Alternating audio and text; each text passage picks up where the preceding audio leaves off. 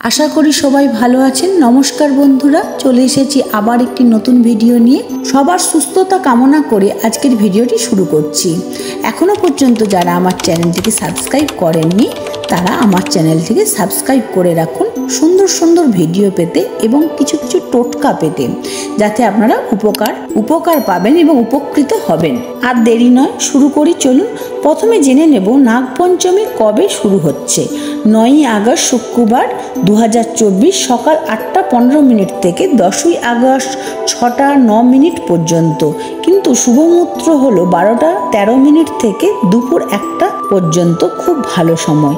আর একটি শুভ সময় হচ্ছে সন্ধে 6টা 33 মিনিট থেকে 8টা 20 মিনিট পর্যন্ত। এই দুইটি সময়ে নাগদেবতা বা নাগপঞ্চমী যে শিবের পুজোটি করেন সেটি করলে খুব ভালো বা খুব শুভ ফল পাওয়া যায়। এই দিন বিশেষ একটি নিয়ম মেনে চলতে হয়। এই দিনে কোনো মাটি কাটা যায় না, এটি মাথায় রাখবেন, না হলে হিতে বিপরীত হয়ে যেতে পারে। এই ব্রত করলে তাদের কখনোই সর্প ভয় থাকে না এবং মা মনসা আশীর্বাদ বিরাজ করে। দাস দাসী ধন জনে ভরে ওঠে। এই দিন একটু হলেও বৃষ্টি হয়েই থাকে। এই দিন মা মনসার পুজো এবং 5 কলাই ভাজা, মুরকি, লাড়ু, চালনাড়ু, তিলনাড়ু, চাল ভাজা, লুচি, ফল মিষ্টি দিয়ে পুজো করা হয়। এই দিন মাকে অবশ্যই দুধ ও কলা দিতে হয়। এই দিন বাড়ির উনুনে কোনো রান্না করা হয় না। এই উনুনটি সুন্দরভাবে আলপনা দিয়ে একটি মনসা ডাল দিয়ে পুজো করা হয়।